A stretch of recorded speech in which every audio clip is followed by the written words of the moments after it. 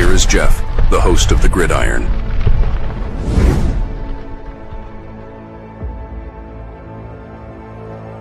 All right. Welcome to the Gridiron, baby. If you can give this video a thumbs up and maybe share this video, that would be absolutely freaking phenomenal.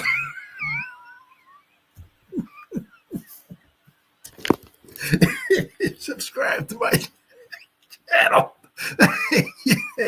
Thank you. If not, please go down below, hit that subscribe button, hit that bell icon. That way, next time I go live or if I put a video out, you'll be notified. And it's free of charge. What do you got to lose? It's totally free of charge. But if you're subscribed to my channel, thank you. If you want to help support my channel out, description box below, very top link takes you to my membership page. I got 3 different membership levels.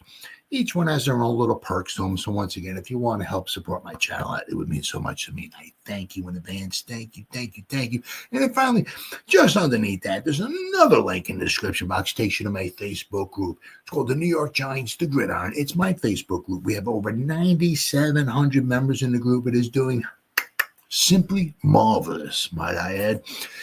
Basically, if I'm alive and breathing and if I got internet access, I am putting stuff in this group darn near 365. It's called the New York Giants, the Gridiron. It's my Facebook group. Please join it. You will not be dissatisfied. I promise. All right. Well, the big, the OTAs, another day of OTAs. I got 3 more this week. And then the OTAs are done. And then there's the following week, there's another 3 days. And then poof, everybody's gone for like that 4 or 5 weeks. There's like nothing going on. Right? But when everybody comes back, we're off and running. We're off to the races, folks. It's training camp and then whatever. Training camp about a week later or so. Then it's the Hall of Fame induction ceremonies, the Hall of Fame game and all that stuff. And then the preseason games. And 2025 is upon us, baby. So, yeah, so.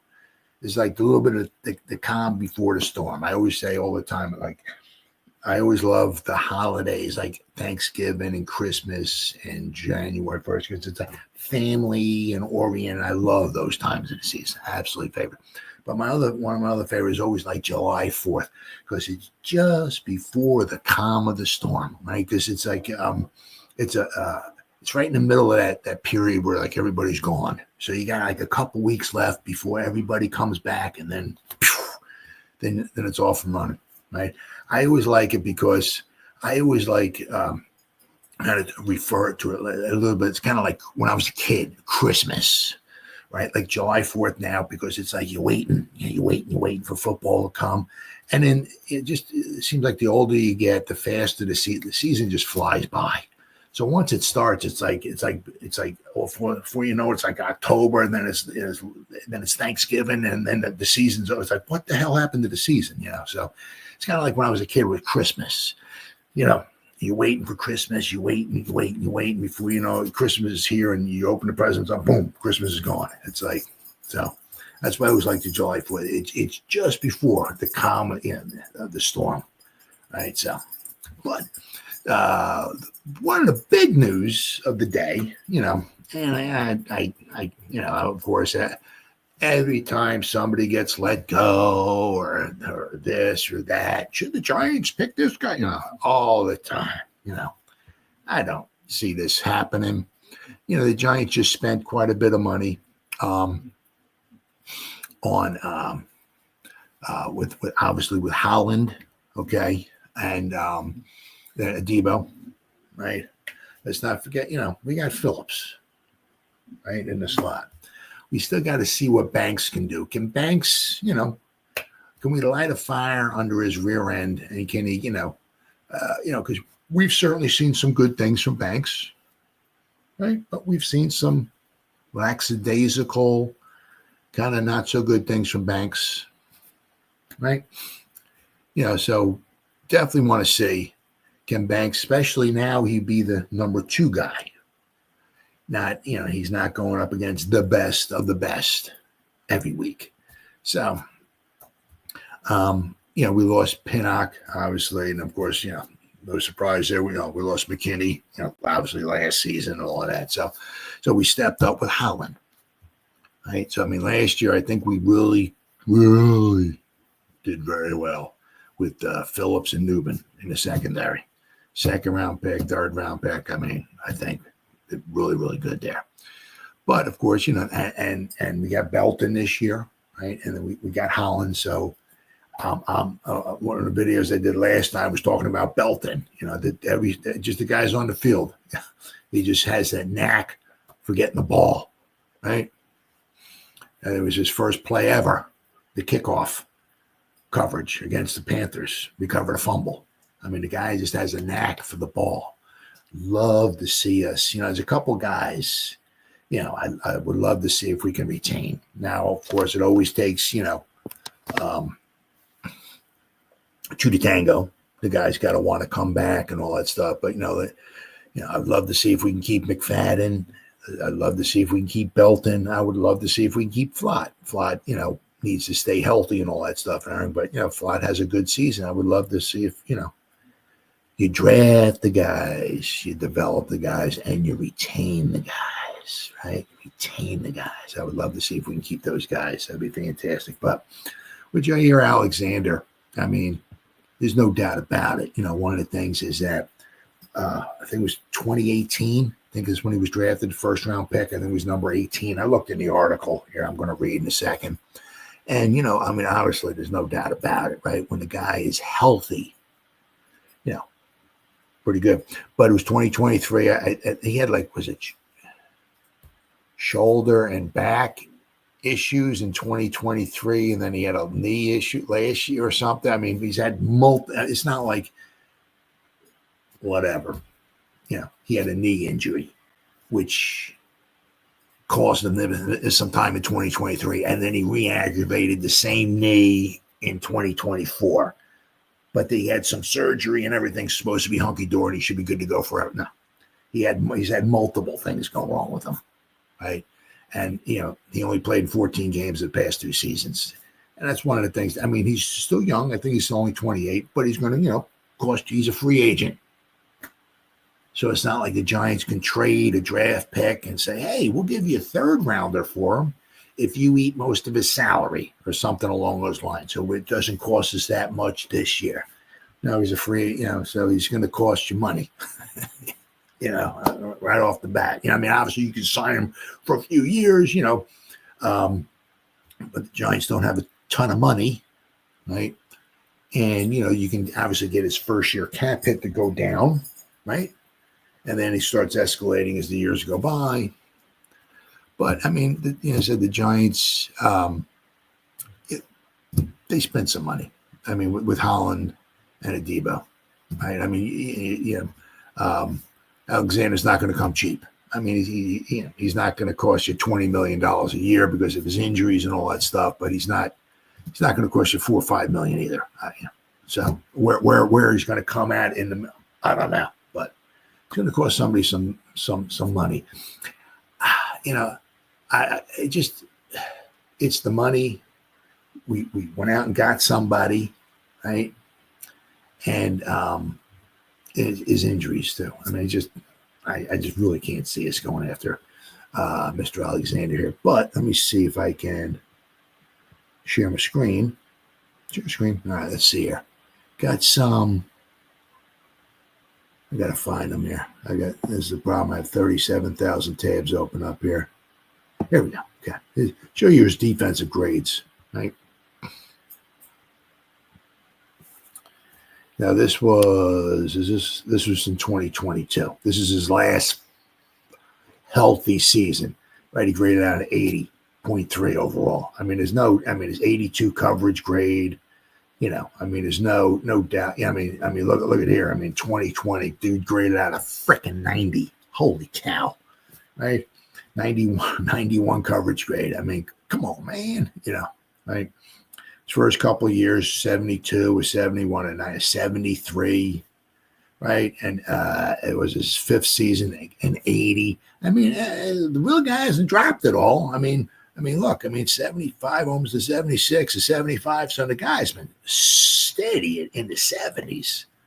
The one year, as I said, he hit the 80, and the one year he hit a 90. I mean, that's unbelievable. But we'll notice here, right? I mean, in 2021, he must have been injured.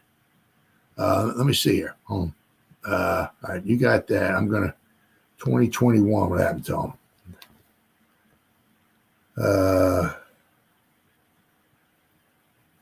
He injured his shoulder. Okay, but he exited the first quarter of a 27-17 win against the Steelers. This is in 2021 after injuring his shoulder. On October 9th, the Packers put him on injured reserve with hopes he could heal naturally and avoid undergoing surgery, missing the entire season. And then it took him about 2 months.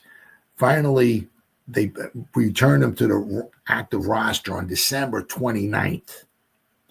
On January 2nd, the Green Bay placed him on the COVID reserve list. So, so basically, he hardly played anything at all in 2021, but injury, right? Let's see. The Green Bay Packers also suspended him in 2023 for conduct detrimental to the team, and he missed their Week 17 win against the Vikings. He finished the season with 27 combined tackles. Let's see.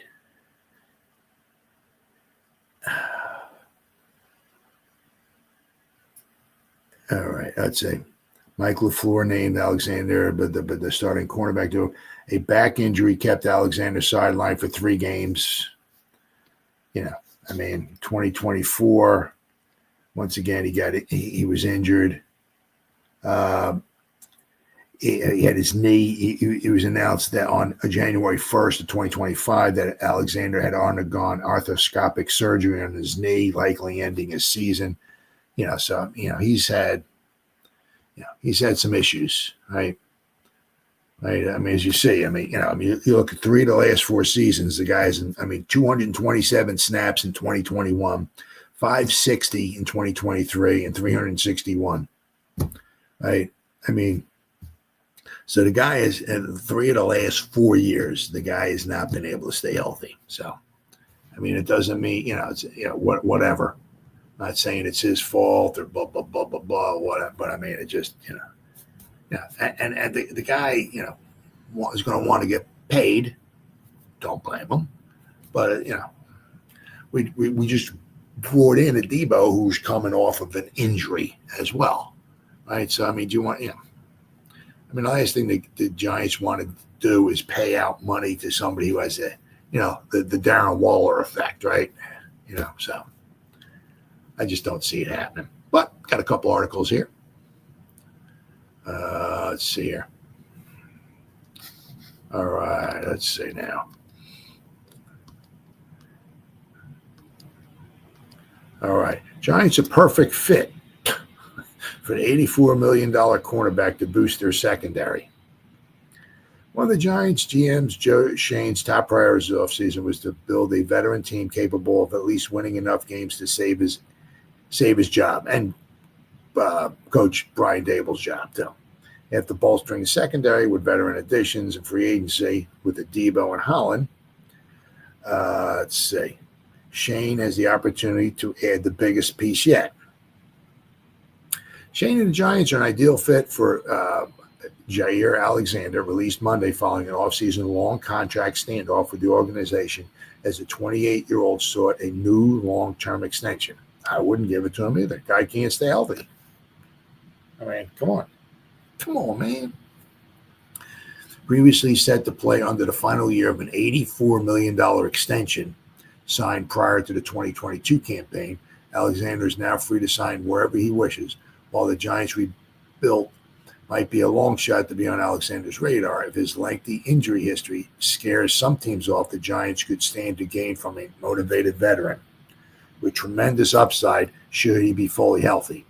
That's great. He could be fully healthy, great. But, how long is it going to take for him to get injured again? And we're talking different injuries as well, too. Right? Injuries have been a major concern for Alexander, who's battled through neck, groin, shoulder, and ankle ailments, which limit him to appearing in just 14 games combined the past 2 seasons. However, if Alexander is healthy, he can immediately elevate the Giants secondary. Absolutely. Sure. Now they have this point here. Why does Jaire Alexander make sense for the Giants? All right, I'm game. Let's see. Signing Adebo and Holland are an admission and recognition that the Giants secondary was inadequate last season and was in desperate need for an infusion of veteran leadership, particularly after allowing safety Xavier McKinney to walk via free agency. While the Giants are optimistic that Drew Phillips and Cordell Flott will make strides in 2025, signing Alexander would add a known commodity alongside Adebo and potentially even an upgrade over Deonte Banks. In a secondary that houses elite receiver duos, which is true. I mean, you got to look, especially in Philadelphia. I mean, my goodness, right? Elite receiver duos such as the Eagles' A.J. Brown and Devontae Smith, Washington's Terry McLaurin and Deebo Samuel, as well as the newly minted pairing of George Pickens and ABCD Lamb. Signing Alexander would be a shot across the bow in a divisional arms race that the Giants have fallen behind in recent years. If Schoen is intent on building a veteran roster of reliable playmakers, Alexander is the type of player who can boost a defense that may be asked to shoulder an outsized portion of the load while the offense finds its stride this season. Signing Jaire Alexander may ease some of ownership's pressure. Compounding things for the Giants defense this season is a view from ownership John Mara that the defense didn't come close to living up to expectations in 2024. Shane Bowen says he shrugged off anything to turn things around and has his own motivations entering the 2025 campaign. He said, I wouldn't say I feel the pressure, right? Bowen told reporters on June 5th. I'm driven by the guys. My job is to get these guys ready to go out there to execute at the highest level, to maximize their potential and to perform and ultimately win. So I'm driven by that. Come to work every day for them, doing everything I can to make them improve, to help them improve, to help our team improve. Still, this is the Giants defense that finished 10th against the pass, allowing just 227.5 yards per game.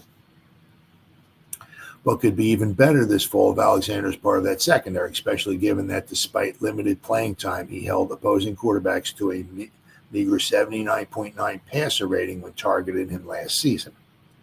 For a regime fighting for its future, landing a healthy Alexander wouldn't just strengthen their secondary, it could help Schoen and Daboll finally build the kind of defense ownership expects and the NFC East demands. Well, doesn't say anything why it would be bad, too. But there's another article that says the Giants' interest may have cooled on All-Pro Jaire Alexander. And Giants insider and NFL expert agree the Giants won't be entering the Jaire Alexander sweepstakes, and I don't. Once again, the discussions surrounding the Giants haven't changed much from where they were at the most recent NFL season ended. How does the team keep up with the Eagles and the Commanders? How do they stay out of the NFC East cellar? Big Blue did whatever the pro football team needs to do to give itself a shot at being routinely competitive. They began a search for a better starting quarterback. Theories suggest the Giants won't be wise to steer clear of Jaire Alexander. Why wouldn't the Giants show interest in Alexander? He's a two-time Pro Bowler and two-time second-team All-Pro. Not. Certainly no one questions his ability when on the field. There's just one problem. He hasn't been on the field right? As much as an interested team would enjoy seeing. He has missed 10 games or more during 3 of the past 4 seasons. Now, the one thing is also you can kind of like look at it too, is that if he was healthy, right, and he was playing as well as he could and all that, there's a good chance that the Packers might be signing him to a long-term extension or a longer-term extension, right, if he was healthy. But he's not healthy, right? Pursuing the respected news outlets reveals that an interest from the G-Men's media and faithful, but it isn't unanimous. Some of the respected voices of the Giants coverage believes there's no reason to enter the sweepstakes. Alexander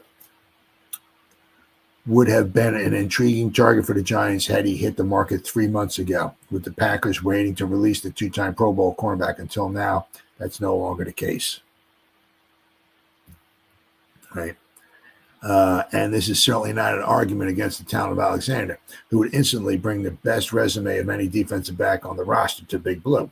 Sometimes the timing of personnel decisions such as these, with the importance of looking in the mirror and being realistic about where the Giants are, can trump everything else. Let's not forget, right, that, Giants have already invested heavily in Paulson Adebo to be their top cornerback. He signed a 3-year, $54 million deal. Corey Black was drafted, in April, although it was in round 7. This team still wants to get the best out of Tay Banks and Cordell Flott, which is true. Green Bay was a playoff team last season. If they say no, how can the Giants say yes? Right? This was an opportunity that presented itself last offseason. Acquiring Alexander would have been a no-brainer, but things have changed. This is certainly a hard pass.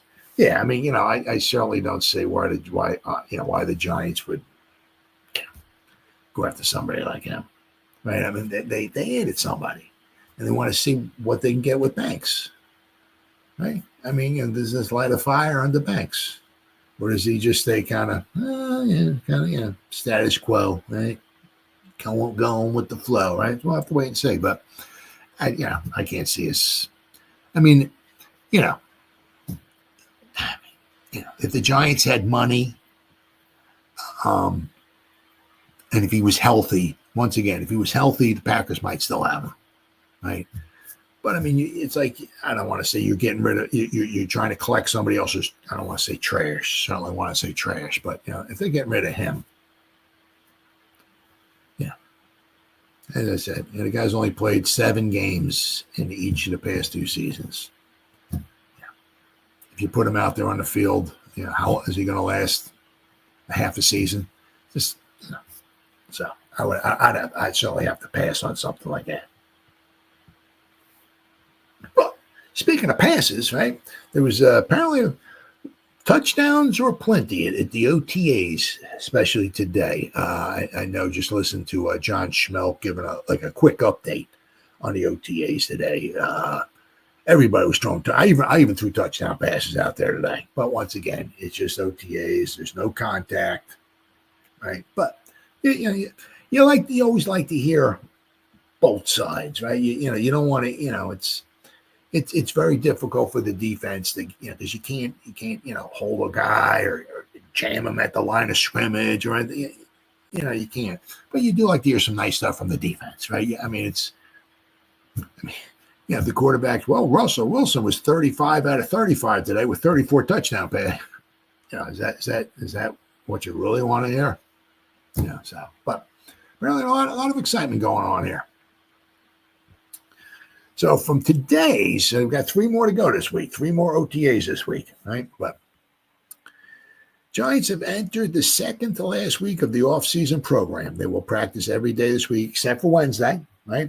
And conclude spring ball with mini camp next week. There's 3 days next week. I think it's the 17th, 18th, and 19th next week. And then that's it. So from OTAs today, touchdowns, right? Giants spent much of the day in the red zone, which led to a flurry of touchdowns at the start of the 7-on-7 drills. Russell Wilson completed his first 4 passes, all of which found the end zone as he targeted 3 different position groups. Gotta love that, right? Wilson zipped touchdowns to running back Tyrone Tracy Jr., tight end Theo Johnson, and then wide receivers Jalen Hyatt, hearing his name a few times this year so far, although it's only OTAs, and Darius Slayton, right? There's a lot of things I still want to accomplish, Wilson said last week. And so every day, I'm just constantly focused on that part of it. I think that for me, every time I step between the white lines, I want to do my best every day and understand that you're just constantly growing. There is constantly things to learn and everything else. In the same 7-on-7 period, rookie Jackson Dart connected with running back Eric Gray for a score, and Tommy Chicken Cutlet Parmesan threw touchdowns to tight end Greg Dulcich and Jermaine Terry II. Moving on to 11-on-11s, also from the red zone, Gray found the end zone again on a screen pass from Jameson Winston. Winston, former number 1 pick, also connected twice with Montrell Washington for touchdowns. And on both sides of the field. First time was on the right side of the field, or should I say the right side of the end zone, and then again it was a similar play on the left side. Wide receiver Little, who's not very little, little Jordan Humphrey got in the action with a touchdown from Winston. Dart threw 3 more touchdowns during the team red zone periods to Slayton, Juice Wells, right, former teammate, right. Juice Wells Jr. and Jordan Bly. Takeaways. Shane Bowen's emphasis on takeaways once again led to an on-field results. Today it was cornerback Cordell Flott who jumped in front of a pass in the end zone for an interception. We've got to find ways to get the ball, Bowen said last week. And again, you get what you emphasize. We're making a priority this year to make sure we find ways to get the ball. Other notable plays. Late in practice, the offense worked with its back on the goal line. It resulted in 2 big plays. First, a catch and run by Wan'Dale Robinson. The wide receiver tipped a ball from Wilson to himself, secured it in stride, and ran to the daylight down the right side for what might have been a touchdown. Ooh. Similarly, undrafted rookie receiver Dalen Cambry made a nice sideline catch on a ball from DeVito and ran down the field for the rest of his offensive teammates coming behind him to celebrate. The offense was already animated after a long Winston run right before that play. Defensive lineman Roy Robertson Harris and Raheem Nunez Roches combined for a would-be sack. Linebacker Micah McFadden likely would have gotten to the quarterback on Dart's touchdown to Slayton. Brian Burns also made his way into the backfield a few times. Now, the remaining practices, right? So we got tomorrow. They're off on Wednesday. Then they got Thursday and Friday this week. Then they got the following week, a little mini camp, 17th, 18th, and 19th. And then, boof, I believe everybody's gone. Right? All right, then I got this other article here. What we're learning about the Giants at OTAs. With less than 2 weeks before spring football ends, if we don't see the Giants on the practice field again until training camp, the Giants crew members discuss what has caught their attention so far. So John Schmelk, I know we're usually picking one answer here, but I'm going to give a potpourri because there isn't a singular player or issue that I'm obsessing over right now. So here's what has been me thinking in OTAs. Now, the one thing is pretty much the one thing that that I've heard more than like anything, it's really emphasized in my brain as of up until this point in time, is that the interceptions from Dane Belton. I believe he has 3 of them. Okay. But I mean, the quarterbacks are all throwing some touchdowns. The receivers are making touchdown receptions and making receptions and all. Right. But there's only so much you can do. You know what I mean? Right. But the biggest thing that stuck out to me so far, especially in the first 2 weeks of minicamp, is or the OTA, shall I say, is the Belton with his 3 interceptions. Right. The secondary is making things more difficult on the Giants receivers. Takeaways are up, and there's not a lot of easy catches to be had, which is good. Even when contact is not allowed, this is good to see early in camp. It's very good to see, especially if there's no contact whatsoever. I like what I see with the way Abdul Carter is being allowed to rush from different spots. That's freaking huge, really huge. And his explosiveness and twitchiness is obvious. That's nice. The Giants are giving their offensive linemen a lot of opportunities with different groups and in some cases different positions. There's no contact, so judging performance is tough, but there are a lot of snaps to go around. That's good. Jalen Hyatt seems to be finding an early connection with Russell Wilson. It is worth watching as the Giants figure out which wide receivers make the most sense on the field with the way the offense is going to be developed with Wilson behind center. If it's going to be more of a vertical attack, Hyatt could be ideal in that type of system. Let's not forget Wilson.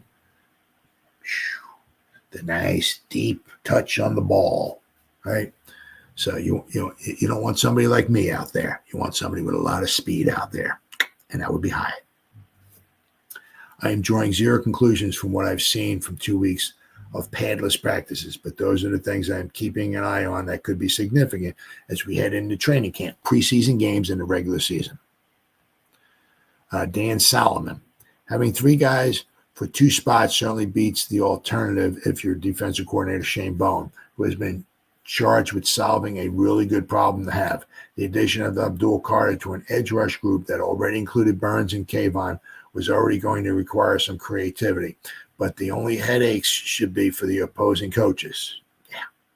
We're starting to see and hear bits and pieces about how it's all going to work. Ultimately, we want to get a best 11 on the field, whatever way we got to maneuver to do that, Bowen said.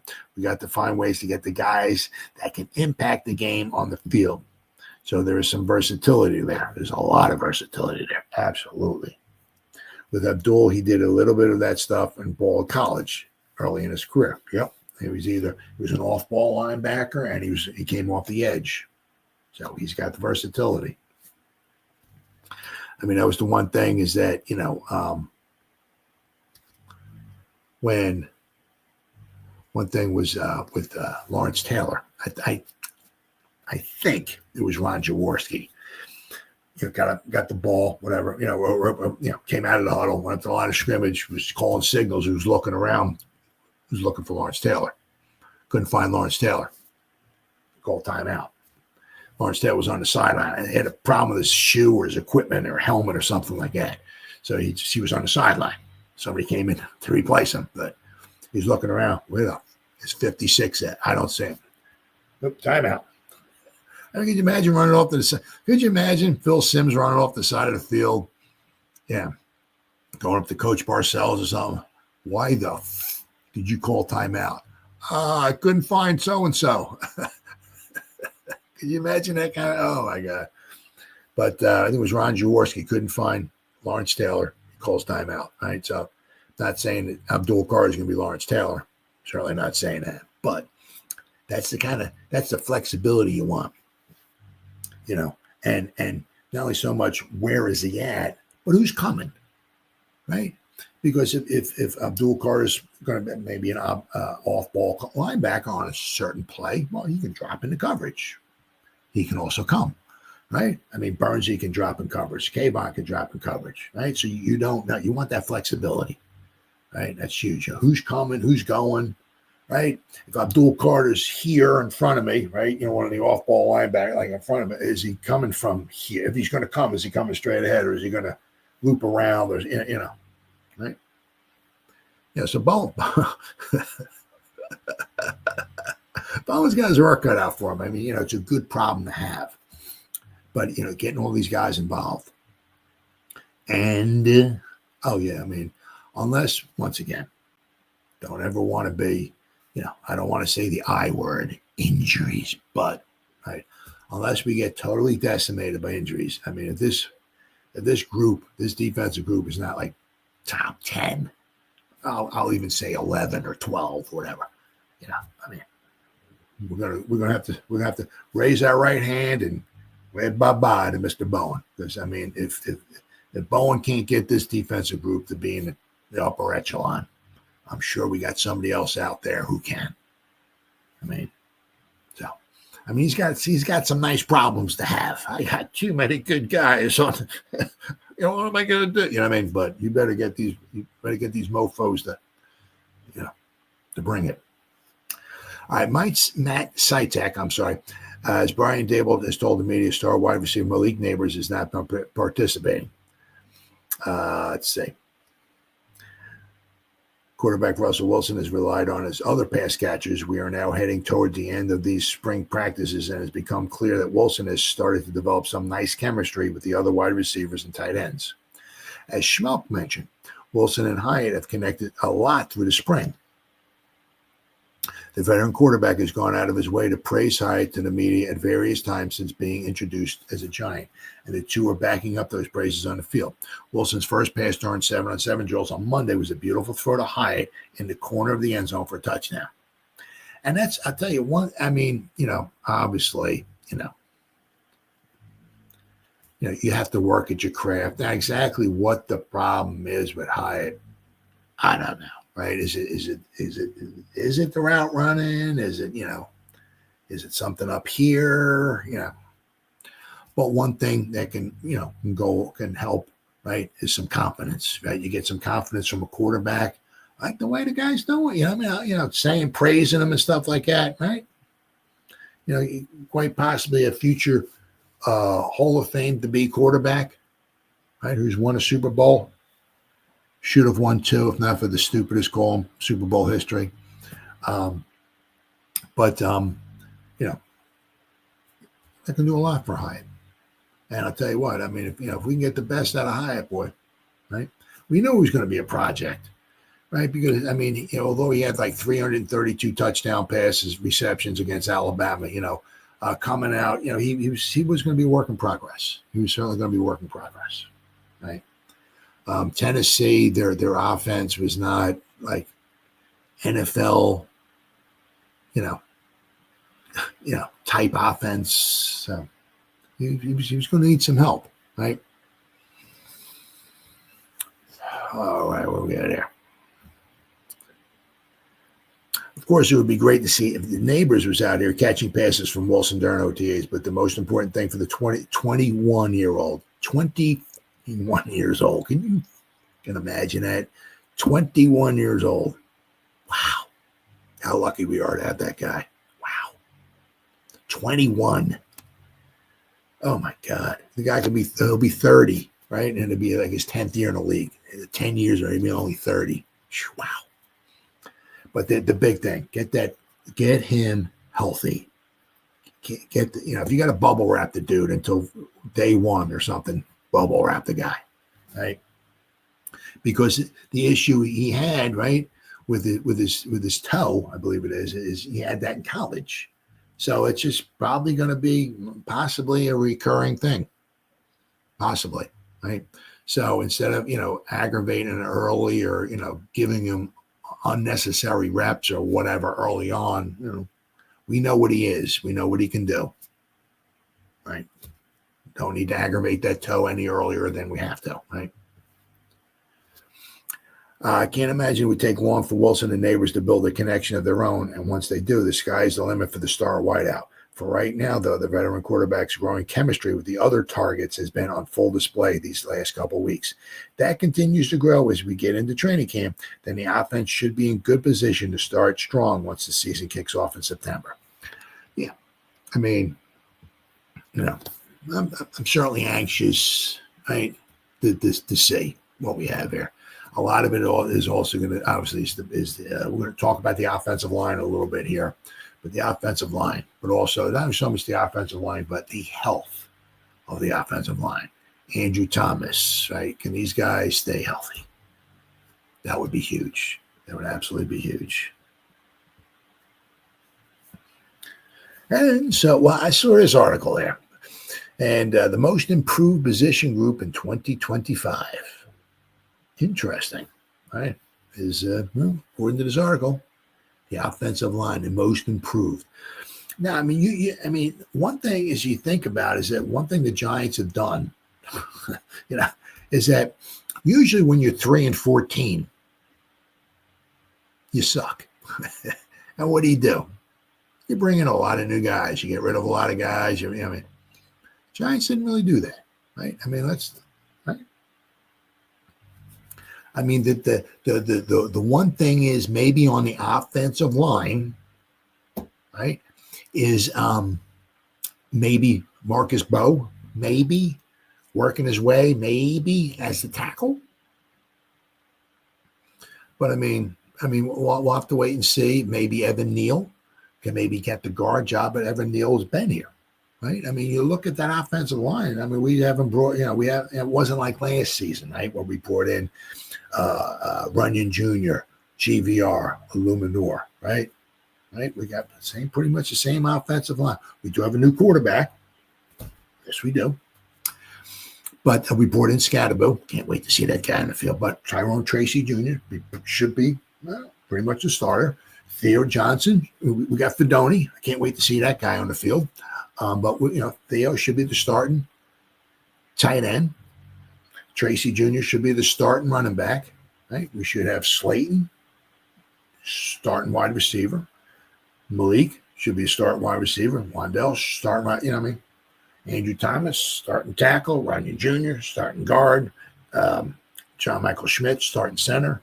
We got a lot of that. It wasn't like, well, these guys suck. Let's bring in a whole new crew. No, we got a lot of the same guys. Now, the one thing is that you could possibly say, right, especially for the offensive line, it was decent last year. The first 5 to 6 weeks wasn't too bad. Then Andrew Thomas got injured. Then the one wheel fell off the bus, and then the bus just started, right, erupted. We brought a lot of the same guys back. A lot of the same guys are still there battling out, right? But, if you can get the same or majority of the same guys working together, if they can stay healthy and you get the guys working together, right, as a unit, that's huge. Giants had that the first 5-6 weeks or so. And then, once I said, by the time the season was over with, I think they were tied for first with the most offensive line, combinations. I think it was 10. Yeah, that's a recipe for disaster here. All right, but so here from the Giants, SI.com, the Giants position unit is most improved in 2025. The offensive line has gone through a transformation over the past 2 offseasons and is now poised to be the most improved unit in 2025. Hey, if they're right, all right, sign me up for that. Because, oh my goodness. It's like, the one I just hate it. Can't stand it. Right? The Giants, for the longest time, we needed a tackle. We get Eric Flower. He sucks. We still need a tackle. We need a tackle. We got Andrew Thomas, right? Then you got draft Daniel Jones, and it's like, and then after a year or so, no, I think we need a quarterback. Right? Now we got Wilson, Winston, and Dart, right? So hopefully we don't have to hear we need a quarterback for a little while. We had one edge rusher, we need another edge. We hear these same things over and over and over, right? The same thing with the offensive line, right? When is the offensive line gonna, be fixed? So, if we're gonna ever hear those words, the Giants offensive line is fixed. Whew, man, it'd be fantastic. Giants are progressing through the offseason, trying to galvanize a team filled with a bunch of new players. The coaches and support staff are helping all of them to get better as a team, as units, and as individuals. The word for this team is improvement, and if the Giants are to have success this season, it will depend on the growth of various units on the squad. So far, there is one unit that seems to have improved the most, and that is the offensive line. Well, Well, let me keep reading this article before I shoot my mouth off here. Andrew Thomas and Jermaine Olumor provide the Giants with bookends that they have not had in a very long time. That is not where the improvement comes from. The improvement is tied to what the team has done behind the scenes. They signed James Hudson III, Stone Forsythe in free agency. Both have experience starting and both have played swing tackles. Okay. Although if to be fair, if you look at PFF, right? These guys are, now once again, I know it's not easy, not like that, but if you look at the PFF grades for these guys, it's not super spectacular. Now, thankfully, we didn't bring either one of these guys in and spend $15 million a year on them either. Okay. But, they do have experience at swing tackles. Now, let's not forget, right? Not saying that Illuminor wants to be a swing tackle or nothing, but let's not forget Illuminor last year, right? That was, we didn't pay the guy $7 million a season. That's not a lot of money. It is to me, but for the most part, it's not a lot of money. You got about $7 million worth out of it, right? It wasn't like $25 million. You're not asking him to be a Hall of Fame or not like that, right? But when Andrew Thomas got hurt, what happened? Illuminor had to go to the other side. So let's not forget, Illuminor has played both sides, right? But that was the reason why we brought those, Hudson in and Forsythe in there. Let's see. Hudson is playing left tackle and Forsythe is on the right side. He also drafted Marcus Bowe, who has the versatility to play either guard or tackle, and that's going to be interesting to see. He has the versatility. Possibly, maybe we're thinking maybe in college, guard and tackle. We'll have to wait and see if he can play at a tackle in the pros. So I might just have to maybe swing him in the guard, but we'll have to wait and see. But he's currently working at tackle right now.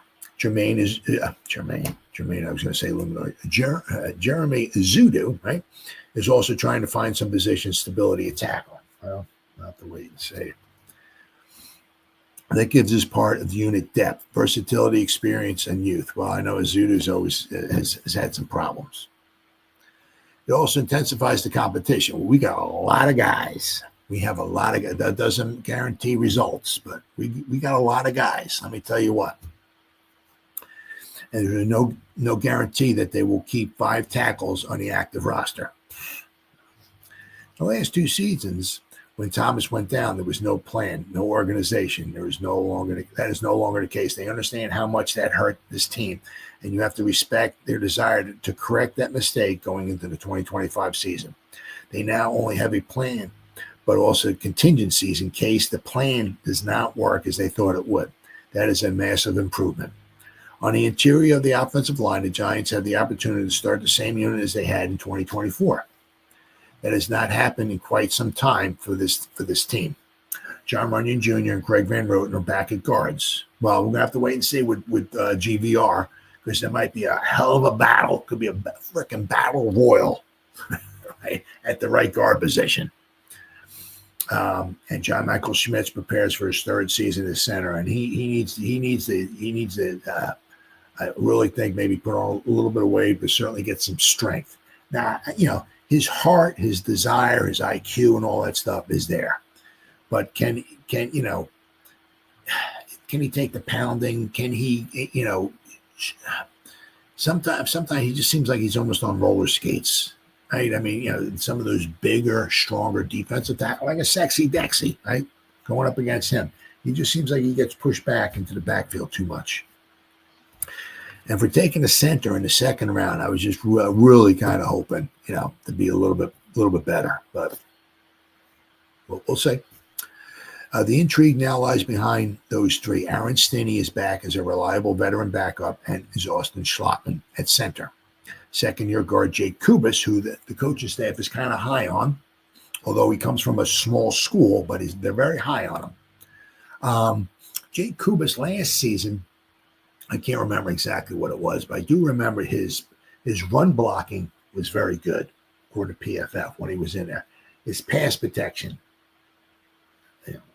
as quite often with the Giants, that's something to be desired. But his run blocking was not too shabby last year. So, but of course, when you got to pass, he graded out.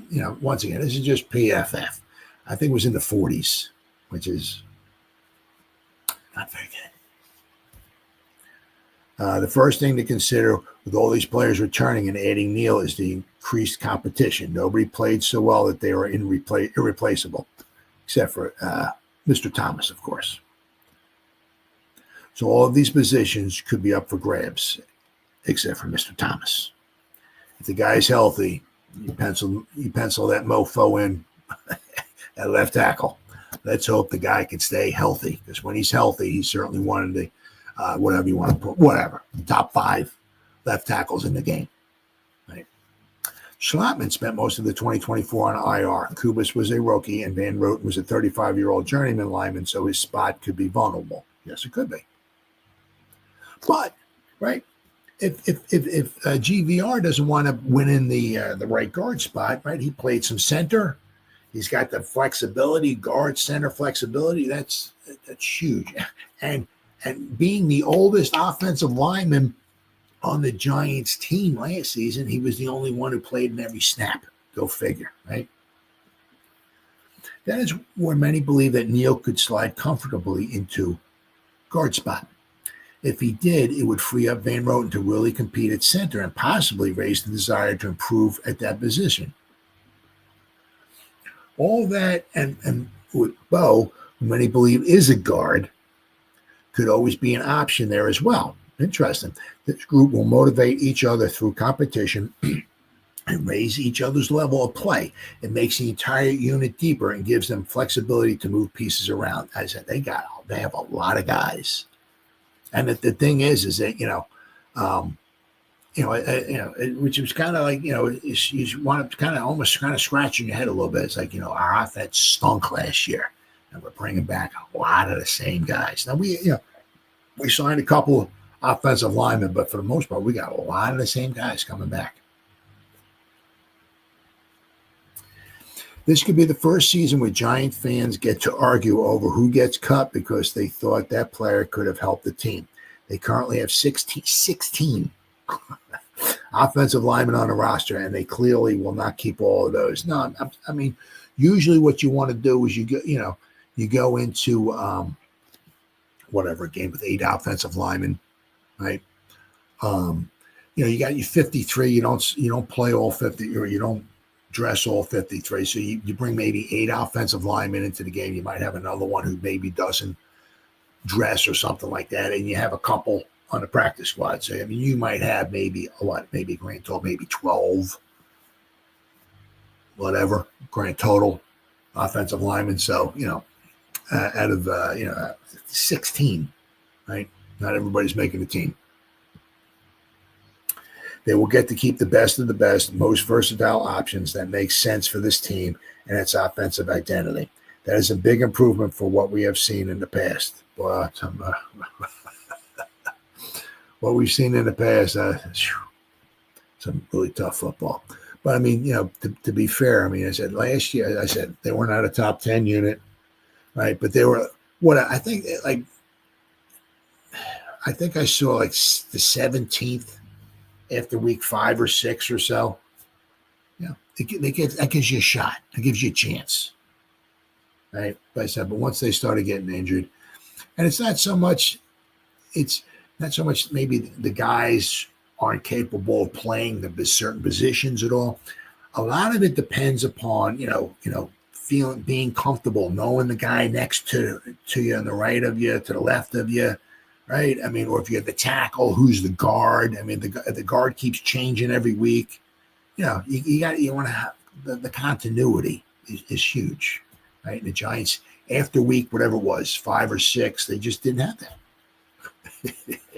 And it just causes one problem after the other, right? So, as usual, it's going to be another interesting year with the New York Giants offensive line. But as I said, if we can stay healthy, that would give the Giants a chance. So Kafka, right? The coordinators last week were talking to the media, and he laid out a plan, right? They had for Dart. Now, the one nice thing is that we have, obviously, with Wilson and Winston, we got some. I'm not going to say we got the greatest. Certainly not going to say we got the greatest quarterback group in all of football, nothing like that. But we certainly got some veterans. We got Wilson for at least this year, right? And maybe we might have Winston for 2 years, right? So that leaves the door open for Dart to enter somewhere along the line within the first year or two. Obviously, Phil Simms did a video on this. He spoke. He would love to see Dart get in there somewhere along the line this season, right? So that either means one of two things, right? With Dart, if Dart were to get in there this season, right? That means either the Giants somewhere along the line are sucking, which is obviously not something we want to say, or the Giants are almost. Very rarely you're gonna. It's rare you're gonna have a Jaden Daniels just plug and play, and the guy takes you off to the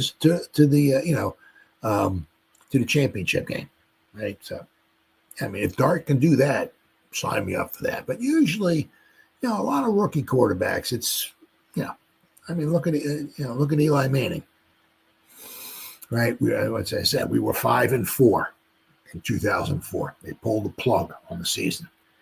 Put Eli in there. We went from 5-4 to 5-10. He won the final game of the season against the Cowboys, who were not a very good team.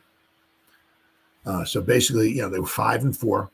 they pulled the plug on the season. And that's a tricky thing to do. Because you got these guys, these veterans, these guys showing up, giving it their all.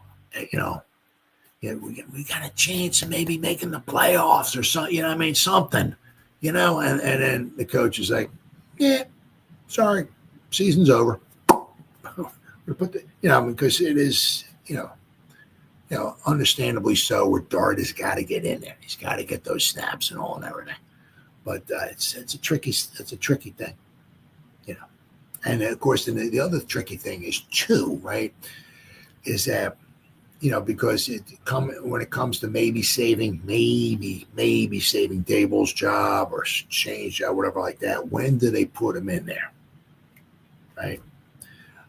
You have to put him all the way at the end of the season, like say the Giants or whatever, 6-9, right? They got 2 games left. The season's over with. Let's put Dart in there, right? Do they pull the plug a little earlier? And that's going to be interesting to see. But Mr. Kafka here, he elaborates on the Giants' plan for Jackson Dart. Matt Kafka elaborates. Originally appeared on Athlon Sports, the moment the Giants picked quarterback Jackson Dart, he became the most important player on the roster.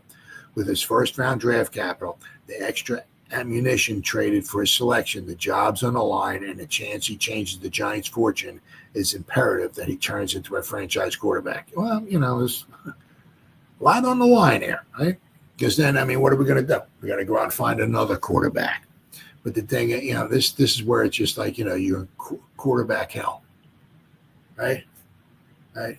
You draft a quarterback, you give him a couple years, 2-3 years. It's like, he sucks. We got to find another quarterback. And then you find another quarterback. Look at the Jets, right? Right? Still looking for a quarterback. So, the franchise quarterbacks are made more often than they are born. Dart entering the league with plenty of intangible work to be done. The difference between Lane Kiffin and head coach Brian Daboll's offense is significant. And the Giants won't be forcing Dart into action sooner than they have to. So, which is nice, because it was the same thing kind of like with Eli. We had Kurt Warner there, right? Here we go, future Hall of Famer Kurt Warner. Now we have future Hall of Famer Russell Wilson and Jameson Winston. Not future Hall of Famer, but right. New York made that promise by signing 2 veteran quarterbacks, Wilson and Winston, to insulate the passing offense. It's part of a cohesive plan the regime has brought into, and it's giving fans even more reason to be excited about Dart's arrival. At OTA's, Giants offensive coordinator Mike Kafka detailed the plan for developing the rookie quarterback. Yeah, I think whenever you draft a quarterback early, you want to have a plan or some semblance of a plan or schedule put in place to understand that it's not really 1 week. It's a 6-month, 1 year, 2 year type of plan for really any player, Kafka said. Now, of course, he said also, I'm not going to go into detail what those plans are, the steps are, but for any player you get, you want to see what that player is going to be at some point in the distance, 6 months out, 12 months, 18 months in the future, where his progress is and where he should be. That way, along the way, you can evaluate, is he on schedule? Is he a little bit further behind? Do we need to add or subtract certain things? Dart could certainly leapfrog Wilson and Winston at some point, but a daunting early season schedule likely pushes his debut deep into the season, if at all. In the meantime, what he shows between Sundays will let New York know how successful its plan is. Kafka noted that despite its significance, Dart's development doesn't have to look drastically different from the young contributors across the roster. So there's no different for any position, he continued. For the quarterback, that's what you try to put together. It's not going to get into the details of what he said. He's not going to get into the details of the plan, but that's what you want to look for. You try to put those touch points on, okay? Is he at this point coming to training camp, start of the season, Where is it? Where the protections, where his assignments are, things like that. We try to put together a little checklist and a plan for every player, and the quarterback is no different. As the clock ticks toward preseason games and fans first extend a look at the rookie, the hype will grow, regardless of how those late summer looks go. The New York faithful can rest assured that he's set up for success. Daboll has waited 3 seasons to pick his quarterback. The offensive line and running game should be adequate, and receiver Malik Nabers is a full-blown superstar. Yeah. Revamped defense only makes the Giants more dangerous, too. With 2 mentors ahead of him on the depth chart and a coaching staff hell-bent on making sure they get this right, Dart is well-equipped to hit the ground running whenever New York ultimately gives him the green light. And this other one here, too.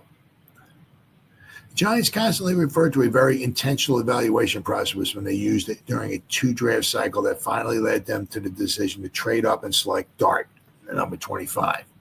That was a process that Joe Schoen called both extensive and exhausting, I bet. Moments after the Giants drafted Dart, head coach Brian Daboll told media that the process of developing a quarterback is just that. It is a process Daboll and quarterbacks coach Shea Tierney went through successfully with Josh Allen during their time with the Buffalo Bills. And let's not forget, right? As quarterback coach and eventually offensive coordinator of the Kansas City Chiefs, Giants offensive coordinator, assistant head coach Mike Kafka was involved in the early years of development of Patrick Mahomes. So you got like 2 of the freaking studs of the NFL, right? And we had coaches on the roster that helped develop those guys. Certainly not saying Dart's going to be a Josh Allen or a Patrick Mahomes, but Dart may never be an Allen or Mahomes, and it would be unfair to put the burden of that expectation on the 22-year-old. He does, though, have the benefit of a coaching staff that has been hands-on with the process of guarding the early career growth of arguably the 2 best quarterbacks currently playing the game. Giants are never going to be a lay out step for step their plan, timeline, or expectations for getting Dart ready to play. During a session with media at last Thursday's OTA, Kafka pulled back the curtain a bit while responding to a question I asked about how lessons from his work with Mahomes can be applied to helping Dart. You call touch points. That's no different from any position. For the quarterback, that's what has to try to be put together. I'm not going to get into the details of the plan, but that's what we want to look for, Kafka said. You try to put these touch points on. Is he at this point coming into training camp, at the start of the season? Where is he with his protections? Where is he at with his assignments? I also read that in the other article. Kafka did admit that offensive coordinator's involvement with quarterbacks is different than that of being a position coach. Just being the quarterback coach, you're in that room with them. You're coaching them just on the specific job of the quarterback versus the offensive coordinator putting the whole picture together for the cues.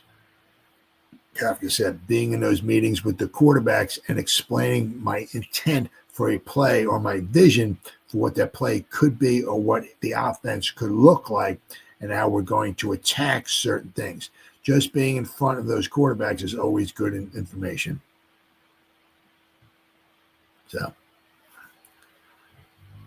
So, he's got, obviously, of course, they got plans for him. And, there's no immediate rush to get the guy on the field. Some of the players, like Caleb Williams, Jaden Daniels, some of these guys, obviously, benefited. Whether the play was, they won or they lost or whatever, just getting those reps is invaluable. And, I think with Caleb Williams, if they ever get a decent coach around the guy, he's got some talent to throw the ball to. But if they ever get a decent coach around the guy, I think we can see a nice yearly jump for Mr. Williams. And, of course, then you got Jaden Daniels. Some of these guys, or they just step into a really good situation, right? That's not Dart's case.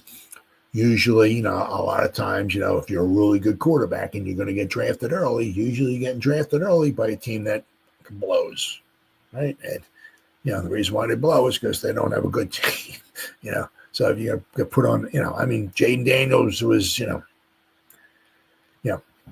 they had a whole new regime in there. They spent all kinds of money, brought in all kinds of new free agents and all that stuff. And usually I was rather shocked with the Commanders, but I didn't think they had a snowball's chance in HEL double hockey sticks of being a really good team last year. But it just goes to show you what a special talent Daniels was. But usually a lot of times, because a new regime comes in, and I said, you're bringing all these new faces, new players. It takes a while sometimes for them to gel, but they made it to the championship game. That just goes to show you what a special talent that Jaden Daniels is. But at least with Dart anyway, they said they got a plan for him, right? And he doesn't have to, he doesn't have to knock it out of the park year one, right? But I tell you what, it's certainly going to be, everybody's going to be all very excited and everything when, obviously, when the preseason rolls around, right? And Dart gets in there for the 3 preseason games, right? Because you know that's a guarantee. He's getting in all 3 of those games, without question. So, then, of course, then it leads you to this. Are the Giants all in with Russell Wilson? For right now, yeah, right? Now, of course, he ain't no idiot, right? Kurt Warner, he ain't no idiot, right? When they brought Kurt Warner in here, right? And then they drafted, Eli Manning, the heir apparent, right? He knew his time was ticking. Same thing with Russell Wilson. Especially, he signed a 1-year deal, right? He knows there's a good chance that this will be his only year with the Giants, right? But so far, he's saying all the right things, right? He looks really good at OTAs. It's only OTAs, but he no moron, right? He knows there's a good chance that his time starting, could be rather limited. But so the Giant, and there's a stat here we're going to go over too after Russell Wilson lands on an alarming NFL list. So I'll go over that after I read this article here. Are the Giants really all in on Russell Wilson as their 2025 quarterback? And it says, well, yeah, sort of, until the time comes to go in all Jackson Dart. But Russell Wilson may or may not still have the ability to play football at an elite level. New York Giants quarterback, though, is undoubtedly an elite name dropper. Yep. Wilson's extensive and impressive name drop list. He talked. Really. The one thing which was impressive is that when he's at the press conference, people talking to him and stuff like that, he's very good at bringing up names. He remembers a lot of guys' names on the Giants roster and all and everything. Wilson has done something similar in introductory Zoom calls shortly after signing with the Giants. When he had the introductory Zoom call meeting, he dropped names like John Mara, Joe Schoen, Daboll, Ed Triggs, Kafka, Tierney. He mentioned 14 other players. So he's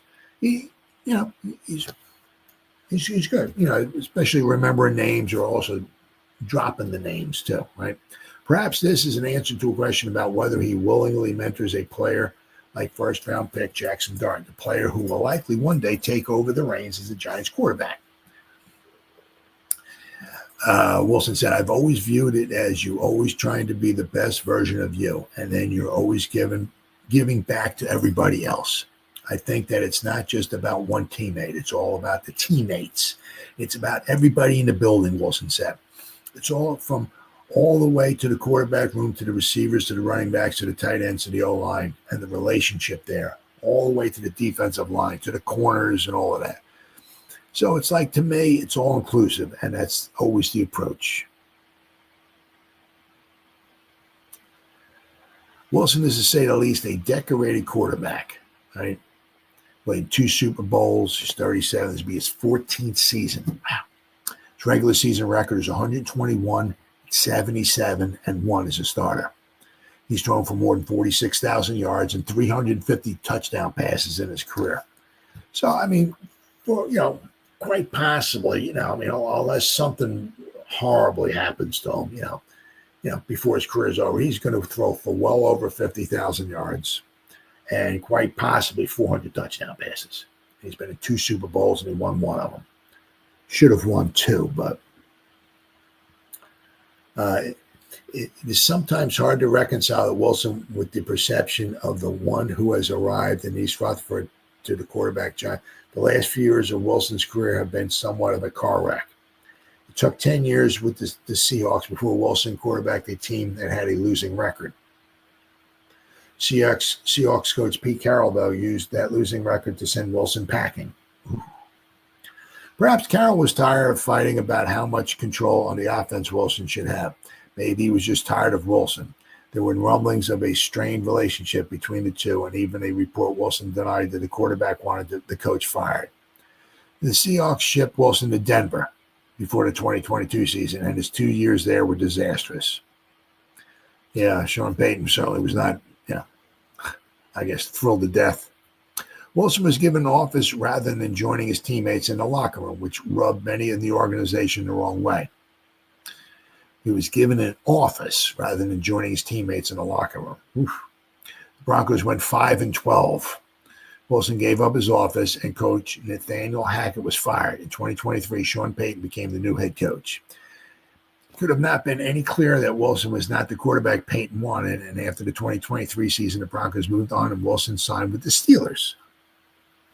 Wilson and the Steelers won 6 of the quarterback's first 7 starts, but by the end, Pittsburgh lost last 5 games Wilson started. There was also reports that Wilson's effort to lead the team were falling on deaf ears. Pittsburgh made no real effort to keep Wilson, and of course, then they wound up signing Aaron Rodgers. Giants needed a competitive, competent bridge quarterback after 2 years of hard play at the position. The both head coach Brian Daboll saved his job in 2025 and paved the way for a highly drafted quarterback of the future. They flirted with Matthew Stafford, Aaron Rodgers. They got neither and signed Wilson on a 1-year deal. The question in the headlines asks, are the Giants really all in on Wilson? Well, the short answer is probably not. Not with first-round pick Jackson Dart on the roster as the anointed quarterback of the future. Not with Wilson signed just for this year.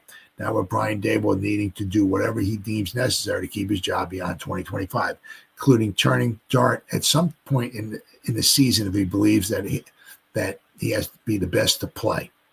Not with backup quarterback Jameson Winston signed for 2 seasons either, though.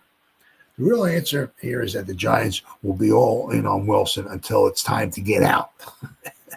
That means, of course, until it's time to start the Dart era. That might be 5 games, it might be 9 games or 12 games. It could be 17 games if things go extraordinarily and unexpectedly well. Unless Wilson somehow turns back the hands of time and leads the Giants deep into the playoffs, his time won't extend into 2026. Daboll has been clear that Wilson is a starting quarterback, and OTAs witnessed by media thus far. Dart and Winston have received a smattering of starter reps, but the distribution makes it clear that there is no competition for the job. Players and coaches are saying all the right things, showering Wilson with the respect his resume says he deserves. Absolutely. Whew, man. But Dart's time is coming. There will be nothing Wilson can do to stop it. He can delay it by playing good football and winning games, but he can't prevent it from happening. Kurt Warner couldn't prevent the coming of Eli Manning. Despite a winning record, they were 5-4, that had the Giants on the periphery of a playoff contention. Now, the Giants were actually 5-2 that season. They lost 2 tough games, and they went to 5-4, and then they pulled the plug on the season. Manning couldn't prevent Daniel Jones from taking his job, despite 2 Super Bowl titles and the best career of a Giants quarterback has ever had. Wilson won't be able to hold Dart off forever either. Giants will continue to give Wilson his respect, his flowers, if you will, till, of course, it's time to move on to the younger, prettier, more exciting model in Dart. Then the bouquets will be sent in Dart's direction, and Wilson will fade away. Now, Wilson is also... Russell Wilson lands on an alarming NFL list, which is,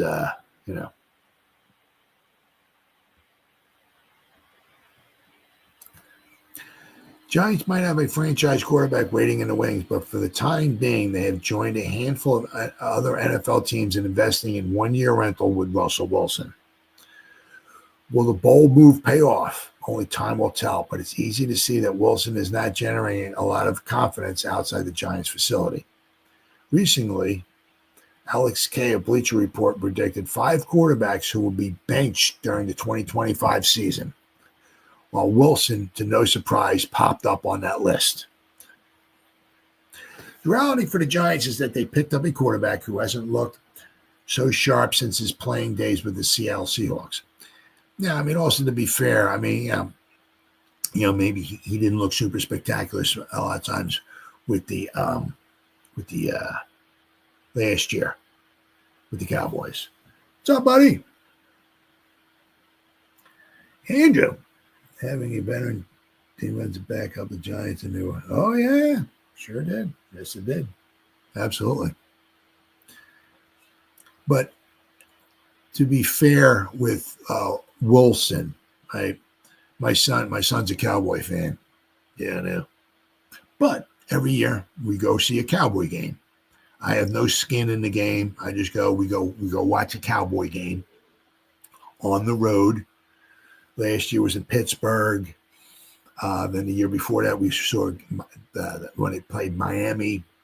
The year before that, we went to Lambeau Field. So every year, we went to Tampa Bay. We've gone to New England, Oakland. We always see a Cowboy game. This year, we might see him in Detroit, I think. But we always see a Cowboy game on the road. Now, to be fair, last season, we saw Dallas. We drove to Pittsburgh. We saw the Cowboy Steel game. Wound up being a very exciting game. The Cowboys won last minute. But, I mean, the Steeler offense was nothing to get excited about. I mean, like with the Eagles, how the Eagles have Saquon. They got a great offensive line. They got 2 stud wide receivers. The Steelers did. I mean, so if you're blaming Wilson, for, maybe they lost 5 games in a row at the end of the season. They got blown out again in the playoff bubble. I mean, their offenses was really, was not, wasn't like, the Steelers should just walk up and down the field. They got a great, the Steelers defense keeps the Steelers in the game, right? And they hope that the Steelers offense can score enough points, right, to win a football game. I mean, the Steelers offense was nothing super spectacular, right? Let's see. The reality for the Giants is they picked up a quarterback that hasn't looked so sharp in a long time. His first season in Denver did not go so well, and a notable regression is accuracy and a TD interception ratio. Year 2 with the Broncos didn't go much better as Wilson finished 7-8. The Steelers attempted to be the home of Wilson's revival. In 11 games, Wilson threw for 2,482 yards and 16 touchdowns. The Steelers' stint was rocky for the veteran who battled injuries from the jump. It took 7 weeks for Wilson to start a game for Pittsburgh. The Steelers made the playoffs, but they were one and done. This year, Pittsburgh will rely on Aaron Rodgers. In New York, Wilson will have plenty of eyes on him with 2 notable passers behind him in the depth chart, wait for their opportunity to take over potentially. If the quarterback picks up where he left off in the back half of last season, the coaching staff shouldn't wait long to yank him and find out what Jameis Winston still has left in the tank. For the time being, Wilson has the support of his NFL teammates and coaching staff as the Giants' starting quarterback for the start of the 2025 NFL season. That won't erase any pressure, though. Winston is more than capable of coming in and giving the team some quality reps, and he's appeared in 105 games throughout his career, with 7 starts for the Cleveland Browns just last season. We're talking about Winston here. And if all else fails for the veteran, the Giants have every right to trot out their first-round draft selection, Jackson Dart. After spending a late first-round pick on the Ole Miss star, the Giants can get eager to see the youngster in action. Now they have, okay, let's see. Let me see. We got the list here. They predicted 5 quarterbacks who could be benched in 2025. Let's see here. Sam Darnold of the Seahawks. Dak Prescott, the Cowboys. Wow. Aaron Rodgers of the Pittsburgh Steelers. Tua Tagovailoa of the Miami Dolphins. And, of course, the last one, Russell Wilson of the Giants. So, I mean, that's quite a possibility. We will have to wait and see. Right? Yeah, that's a good chance. Are they all in on him? Yeah. They're certainly saying all the right things, and but there's going to come a time where it's let's get Dart in there.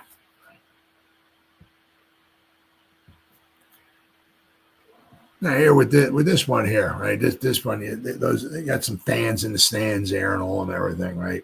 And this right here, you have no idea what game this is.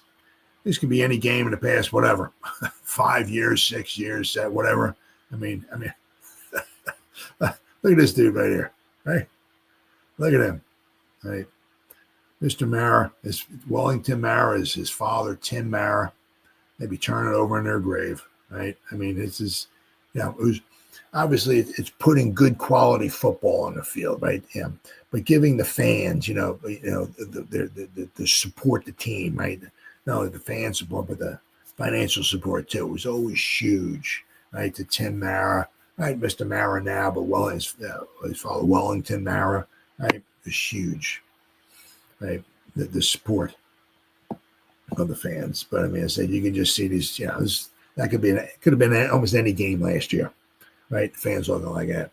Well, apparently there was one guy here. He tried to, or he did. He was able to, right? Cancel his season tickets, and he got kind of like a threatening letter back from the Giants, kind of. But a Giant fan cancels his season tickets over a threatening letter from the team. Ending any long-term commitment isn't an easy decision unless you're a New York Giants season ticket holder, as it appears. A seasoned subscriber to the Giants season tickets recently found his account was canceled via what he deemed threatening correspondence after informing the team that he was not going to renew. Kenneth Lang, a longtime season ticket holder, posted a letter on LinkedIn announcing that he was not renewing his plan for another year. Lang said he had several discussions with the Giants sales staff to keep his tickets. After he stood firm in his decision, the team sent him a stern letter dated from June 2nd telling him his season tickets were canceled. In the letter, the Giants stated that Lang was in default of his season ticket holder agreement. Well, I don't know what that agreement that is. We are available to discuss how we can keep you as part of the Giants season ticket family so that you continue to enjoy the access and benefits that only our season ticket members enjoy. I don't know what that would be. Watching losing football, but we are disappointed that we are unable to resolve the default under the season ticket agreement. Ooh. Therefore, this letter serves as our notice of termination of the season ticket agreement. We prefer not to take this step and ask you that you seriously consider our invitation to discuss your account for potential reinstatement. Ooh. Please see the enclosed letter from Giants Stadium LLC terminating that agreement. The Giants reserve all rights under the season ticket agreement and applicable law. The client wanted out of his contract, all of which renewal is optional. So he wanted out of his contract. The renewal it's optional, and the Giants send him back that letter that he was notice of termination of the season ticket agreement. We prefer not to take this step.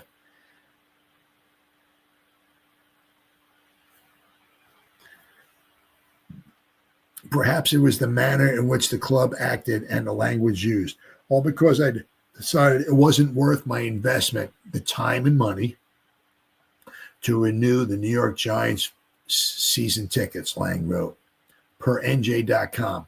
I had several conversations with sales reps leading up to this to send a threatening legal letter to try one more time to get me to renew. Well, Amy Matlins, let's just say this doesn't warm my heart. I guess Amy Matlins is the one who sent the letter. I don't know. I used to be able to justify this expense as a day with my kids. That's true. Lang continues, not anymore. Between the abusive fans, the hours it takes to get in and out of MetLife, and the prohibitive cost of refreshments, ridiculous. I mean, it's a joke. And that's not even talking about the product on the field. I mean, this may be a specific example, but if you're dissatisfied with a product or service, act on that. But I mean, it's the product on the field, right? You got to pay to see it, just total trash. I mean, it's it's really. I mean, I couldn't imagine what this stuff's going to be like in 50 years or so from now. I mean, used to go there, and I mean, a lot of it is just, I'm an old fart, as you can tell, so just a lot of stuff also rubs me wrong way too. I mean, it's, you got to buy what, $8 for a water. It's like, are you fucking kidding me? About $15 for a beer. Are you kidding me? See, I mean, you got to, usually you had to go in there. I mean, whatever, 20 years ago, right? Well, like take, for instance, the game that my son and I went to, the first giant Cowboy game we went to was Eli Manning's first victory when they beat the Cowboys. It was played in 2005. It was the last game of the 2004 season. So we went there and we parked in the parking lot. It was like $20. Anyway. But I mean, now it's like you need like a license or something like that. I mean, it's like $100 to park. Are you? I can't even talk. It's unbelievable. It really is. I mean, a hot dog, pretzel. It's like, come on, man. I said, you take your kids there. Of course, your kids are going to want hot dogs or pretzels or sodas or something like. What do you spend, like $200 in refreshment? Are you serious? I mean, but it's almost like, the salaries for the players. It's to some extent, it's like, who's paying the salary for the players? Is it the Giants? Or is it the fact that I'm paying $800 for a soda at a football game? Are you kidding me? I mean, I can go to Walmart and buy a whole case of water for like $4. Case of bottled water for $4. It cost me like almost twice that for one bottle of water at a Giant game. I mean, what's it going to be, like $100 for a bottle of water in 50 years from now? What are it going to be, like $500 for a beer? Are you out of your mind? And then not to mention about the prices of the tickets. I mean, you can, if you want to go StubHub or Ticketmaster or whatever, you can pretty much sit almost anywhere you want, any section. Well, it depends upon how much you want to pay. But I mean, obviously with going to the Cowboy games, it's, Cowboys are very popular wherever you go. I mean, the Cowboy fans come out in droves every game. I mean, it's almost like a home game when they go to at the Giant Stadium. My son and I, we've seen like 3 or 4 Giant games where the Cowboys played. And it's almost like a home game for the Cowboys. I mean, they come out in droves.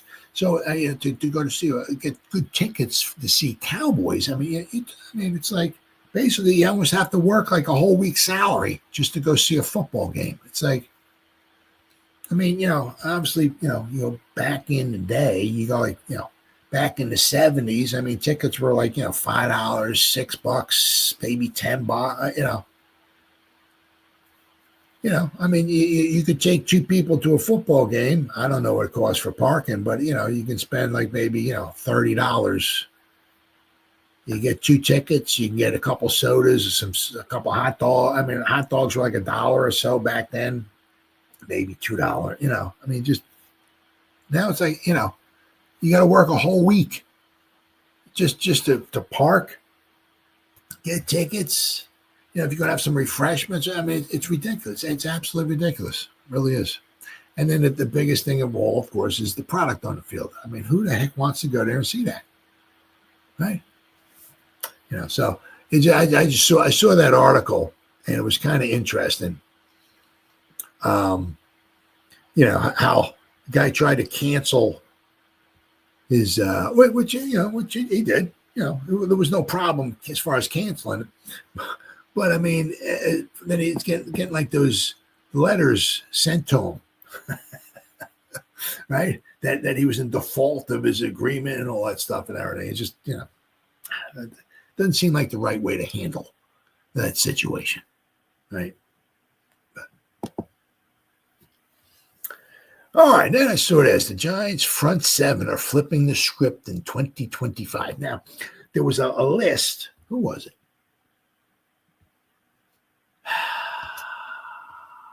Oh, went the wrong way. Oh, wait. Is it this way? Who?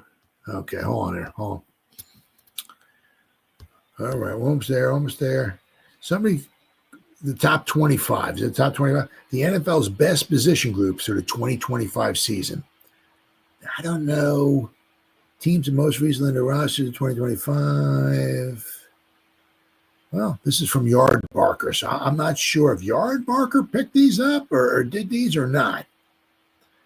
But, the Giants are on there. They obviously have one of the top 25 best position groups in all of football, right? Now you can probably figure out which one it is, but it's nice to know, right? The Giants are, young and we're building. We're building, and if right, Shannon Daboll can stick around and all of that stuff, keep adding more and more pieces to the puzzle, right? We're certainly heading in the right direction here, right? But the Giants' front 7 flipping the script before the 2025 season kicks off, right? So now, of course, if you're talking the front 7, you got Sexy Dexy, right? You got Karake, you got Abdul Carter, Micah McFadden. Now, I think Alexander is going to be the other tackle, but let's not forget about Nacho, but Golston, right? You got some of the other guys we brought in, but you got Burns, we got Thibodeau. So, Giants may not have Super Bowl expectations in 2025, but there's one unit on Big Blue that does project to be one of the best in the NFL this offseason, the defensive line. Led by superstars Dexter Lawrence and Brian Burns, the Giants will deploy a 3-man pass rush that includes high first-round investments in Kayvon, Abdul Carter, and what could be the most feared defensive line in the NFL this year. Now, let's not forget, right? Kayvon, right? Burnsy, Sexy, and Abdul Carter, all first-round picks, right? At least it should be the most feared in the NFC. In a new ranking of the top 25 position groups in the NFL, the Giants' defensive line ranked number 6, which was the second best defensive line behind only the Steelers. Almost nothing went right for the Giants in 2024, whose hard knocks offseason, their hard knocks that backfired so spectacularly the NFL could not convince a team to film a follow-up. Right? I don't blame anybody. Even if this regime is doomed, it will at least go down swinging with a fearsome pass rush. Giants bottomed out at 3-14, left them no choice but to draft perhaps this year's best player at a single position, edge rusher Abdul Carter. Carter may not even start in year 1, as he will pair with Burns and Kayvon in a situation that reminds the Giants of their NASCAR packages, right? Super Bowls 42 and 46. Adding to the stew, Dexter Lawrence remains the group's best player, occupying blockers as a all-pro nose tackle. The biggest question facing General Manager Joe Schoen right now is whether he should keep all 3 pass rushers or trade Kayvon, for a package of draft picks that could be critical for a rebuilding team like the Giants. I would not. Remember, Kayvon's contract runs through the 2026 season, assuming New York maintains the fifth-year option they exercised earlier this offseason. The Giants' offense remains a mystery, with Russell Wilson representing an upgraded quarterback and an offensive line that should produce better returns in 2025 now that Andrew Thomas is healthy. But can he stay healthy? If Wilson regains some of his Seahawks level from form this season, New York could be a sneaky competitive squad. If not, this team will be turned over to first-round pick Jackson Dart, which means the defense and this fearsome defensive line will determine just how many games Big Blue wins. But we go here, right? Now, of course, the number one unit in all of football, and basically one of the biggest reasons why the Eagles won the Super Bowl, is their offensive line. Right? They're number one in all of football. Tampa Bay Buccaneers wide receivers are number two. This is just their opinion, right? The Cincinnati Bengals wide receivers are number three. Pittsburgh Steelers defensive line is number four. Let's not forget, once Cameron Hayward retires, he's been up there for a while. Huh? Does that say how old he is? Yeah, he's 35. So, right. I mean, and Cameron's he's a beast, no doubt about that. But 35, so somewhere along the line he's going to start going down. But anyway, they got the Detroit Lions running backs are the number 5 overall group in the NFL. Wow, a running back group. Then they have, and it says in the article, it says the Giants are the number 6. Well, they're not. The Minnesota Vikings wide receivers are number 6 group. Number 7, the New York Giants defensive line is the number 7th overall group, according to this article, in all of NFL. Now, of course, the defensive line, you can also throw in, maybe the off-ball linebackers if you want to throw that in there, because we're not exactly sure where Abdul Carter is going to be at all the time, right? Because he played off-ball linebacker in college, right? So he could get some snaps in the pros at off-ball linebacker. But also, almost nothing went right for the Giants, right? Oh, here you go. Yeah. We're talking about this here. Their off season, but they're talking about how good, they're just talking about their defensive line. They're not talking about Bobby Okereke and Mike McFadden or anything like that. But then, of course, also the Eagles wide receivers are number 8. So not only did the Eagles have the best offense, according to this article, the best offensive line, the best unit in the NFL, which is their offensive line, but then their wide receivers, right, is the 8th best group. Houston Texans defensive ends, Detroit Lions safeties, the Rams wide receivers, number 11. The Broncos secondary is number 12. The Broncos defensive line is number 13. The Falcons running backs are number 14. The Ravens running backs are 15. The Vikings defensive line is 16. Dolphins wide receivers are 17. The Buffalo Bills offensive line is 18. Rams defensive line is 19. Dallas Cowboys wide receivers are 20 because they just got Pickens. The Seahawks defensive line is 21. The Eagles linebackers are 22, right? So you're kind of wondering why the Eagles won the Super Bowl, right?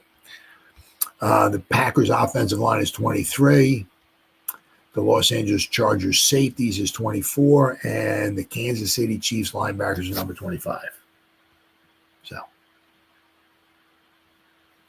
right? So, but, I mean, it's hard to argue with that. I mean, the Giants, if you just throw those 4 guys.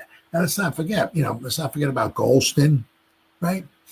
I'm not so crazy about Nacho, but I'm dying to see what Alexander can do, especially because, you have somebody like with the Sexy Dexy. He helps free up. He can make other guys look better, right? Like when back in the day when you had Reggie White, you had to put 37 guys trying to block or Aaron Donald, right? You had to put 35 guys blocking Aaron Donald. Well, that kind of frees up some of the other guys to work their magic, right? So I'm very anxious to see what the Alexander can do, right? Especially when you have the Godfather, Patterson, right, teaching him. So, I mean, very, very excited about him. Very, very excited. I mean, this draft class too. Very, very excited about seeing these guys on the field. Really, really excited about that. All right, and finally, all right. Is the Giants roster better than last year? Well, I was drinking the Kool-Aid last year. I drank the Kool-Aid the year before that. And every year I'm like, yeah, better. Sure. Oh, yeah, we got to win 10 games. We have to win at least 11. Yeah. So I keep basically every year, yeah, we're better than we were last year. Yeah, our roster's better. Yeah. The thing is that, just say we're not. But, I mean, we only won 3 games last year. I mean, it's hard to go undefeated. Hard. It's almost just as hard to go winless. I mean, the football gods up there. It's 17 games, soon to be 18 games, right? Because it's all about the Benjamins. How much money can we make? Yeah, right. I mean, in 17 games, I mean, sooner or later, the football gods up there are gonna let's throw them a bone. You know what I mean? It's tough to lose. So even if the Giants get decimated by injuries again, I hope they don't. It's hard to really stink. I mean, really, and it's a tough league and all that stuff. And the Giants have a tough schedule. I get that and all, but I couldn't even imagine what would have to go wrong for the Giants to only win 2 games this year. You know what I mean? I'd have to be the starting quarterback or something like that. I couldn't even imagine what the hell would have to go wrong for us to take a step back. Could you imagine? Oh, my goodness. So it's from ESPN. The Giants' 2025 roster is in better shape than last year. So they go over basically pretty much position by position group, right? So they talk about the quarterbacks from last year, right? Obviously Daniel Jones, Drew Lock, Tommy Chicken Cutler, Parmesan. Now they got Wilson, Winston, Dart, and DeVito, right? Wilson has a significantly better resume than Jones does and is a day one starter. Winston brings more starting experience as a backup. But the biggest difference is the Giants seemingly have a quarterback of the future on the roster in Dart. So they say the quarterback position is better than it was last season. Running back. Now, obviously, if we're talking last year compared to the year before that, the running back group would be worse. Why? Because we don't have Saquon. But last year we had Tyrone, we had Devin Singletary, Eric Gray, and Turbo Miller, right? Well, basically, we got all the same freaking guys, right? We got Tracy, we got Singletary, we got Gray, we got Turbo Miller, and we got Scatterboo, right? So Tracy should be even better in the second season. It goes back to what I was talking about before. It's kind of like we sucked last year. Why do we still have the same players in offense? Right? I mean, you look at the offense, it's like we got the same freaking guys, except for quarterback, right? Right? Almost the same offensive line, the same wide receivers, we got the same tight end, we got the same running back, everybody's the same. Right? But they say Tracy should be even better in the second season, which is true. It's true. And the Giants added Cam Scatterboo in the 4th round. Scatterboo brings the physical style that we're looking for as a complement to Tracy and Singletary. He also brings an ability to catch the ball out of the backfield and block and throw too, right? So they said the running back group is better than it was last year. Wide receiver group. Now, once again, right? I mean, Right? Last year we had Neighbors, we had Slayton, we had Wandale Robinson, we had Jalen Hyatt, and we had Allen Robinson. Let's not forget him. But this year we got Neighbors, we got Slayton, we got Robinson, we got Hyatt. Right? Hey. But they also they put in little Jordan Humphrey. So instead of Allen Robinson, now we have little Jordan Humphrey, right? So not much has changed here as the top at the top after re-signing Slayton. Basically, the top four, it's the same top four as we had last year, right? Last year we had Neighbors, Robinson, Slayton, Hyatt. This year we have Neighbors, Robinson, Slayton, and Hyatt. The hope is that the talent will show with better quarterback play. Clay still has them ranked middle of the road as a group. Yeah. But, basically what they have here is they're saying, obviously, that the wide receiver group is the same as it was last year. It didn't get worse, but it didn't get better. The tight end group, but it's the same group, right? We got Bellinger last year. Theo Johnson, Manhurts. We had Stahl, right? But we also brought, at the end of last season, we brought in Dulcich too, right? This year we got Bellinger, we got Johnson, we got Manhurts, we got Dulcich. So basically, like last year, we had where we had Stahl, right? Now we got him Fedoni. So, if anything, I'm kind of excited about seeing Fedoni, right? Hopefully that guy can stay healthy. He had some issues with staying healthy in college, but I know his RAS score was off the freaking charts. And the guy's like 6'6". Man, talking about length. Wow. The top of the depth chart looks the same. Fedoni was a 7th-round selection this year. It's still considered a bottom half of the league unit. Yes, it is. Yep. For the Giants, unless Johnson blossoms in the second season. The team is extremely high on his prospects, but it's the same. Basically, it's the same unit as it was last year, so it didn't get any worse. The offensive line, it's almost the same freaking offensive line as it was last year, right? Last year we had Andrew Thomas, John Runyon Jr., John Michael Schmitz, Greg Van Roten, and Jermaine Illuminor.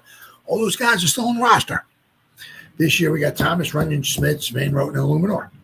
Maybe Marcus Bowe takes over at tackle. Maybe Evan Neal wins the job at guard. But those guys, Neal was on the roster last year, right?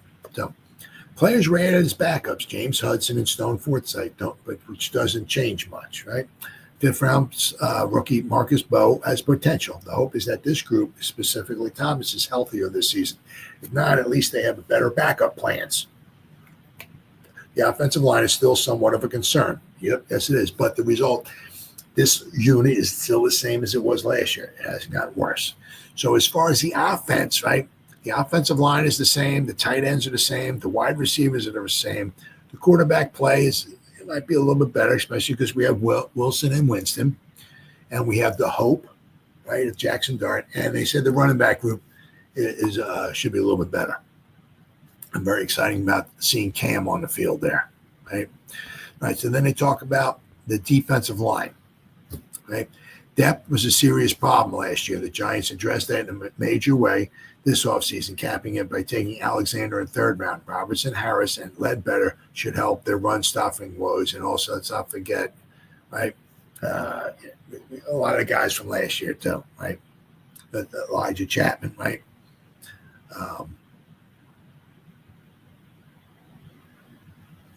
Now, of course, some of what they're doing, they're also doing the defensive line. Now, some of these guys like Chauncey Golston could play in the defensive line as well. But they added Chauncey Golston to the outside linebacker group. But they're saying that the defensive line from this year is better than the one from last year. Right? The outside linebacker group is obviously better because they're putting Carter in there, right? Yeah. And Chauncey Golston. Right. Last year we had Burns, we had Kayvon, we had Aziz. Now Aziz can be very good, but Aziz obviously always has his injury issues. We had Boogie Basham last year and Toman Fox. This year we still have Toman Fox, but we added Chauncey Golston and Carter. Right. And of course we got Burns and Kayvon. So what they're saying, this might be the most improved group of the bunch. Carter, the number 3 overall pick this year, has the potential to be a star and make this a significant position of strength. So they're saying that the outside linebacker, edge rushers, outside linebackers, whatever you want to call them, this group is better.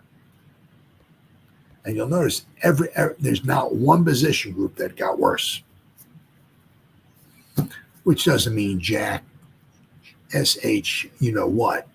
It all matters what you do on the field, right? But the inside linebacker group, last year was Bobby Okereke, Micah McFadden, Darian Beavers, Darius Muasau, Deontay Johnson. I mean, we got the same. We got Okereke, we got McFadden, we got Muasau, we got Johnson. We don't have Beavers, right? But instead of Beavers, we brought in Board, okay? But now Board may not be super spectacular in the inside linebacker group, but he can be depth, but he's going to be very helpful on special teams, right? Giants are relying on a bounce-back year from Okereke. So the result, this group is pretty much the same as it was last year, but it didn't get worse. Cornerback group. Last year we had Banks, we had Flott, Phillips, McLeod, Isaiah Simmons, David Long Jr. This year we added Adebo. Banks, Flott, Phillips, and Trey Hawkins III. The addition of Adebo should take some pressure off of Banks, who wasn't ready for the number one cornerback role. It also adds a veteran presence to the room. So saying that the cornerback group got better than last year. And, of course, the safety group last year, of course, the biggest thing here, last year we had Pinnock, who we don't have anymore. We brought in Holland. So last year we had Pinnock, we had Newman, we had Belton, and Jalen Mills, right? This year they said we got Holland, we got Newman, and we got Belton. And we'll have to wait and see, right, if we have a fourth safety, we'll have to wait and see who that winds up being. But Holland, who was signed as a free agent from the Dolphins, is an upgrade over Pinnock, which is true. Newman should improve in year 2, and Belton is a quality player. This looks to be a good group, and this group got even better than it did last year. So out of all these groups so far, it either stayed the same or the groups got better.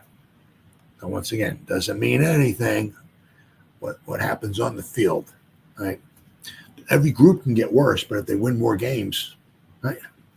Then they go to the special teams. Last year was Graham Gano and Scottish Hammer, Jamie Gillen. And then Gunnar Olszewski. This year we got Gano, we got Gillen, and we got Emir Smith-Marset. Right?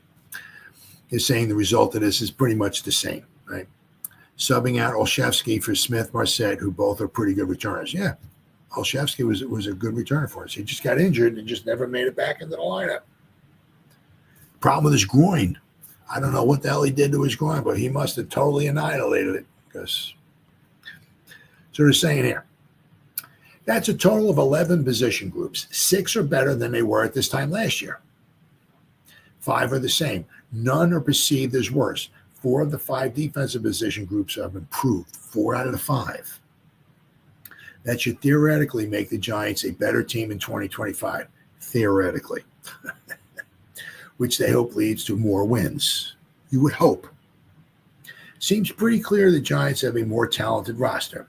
Yeah, on paper, Shane said after the draft, until we go out and do it, it doesn't matter. It's just on paper now, which is true.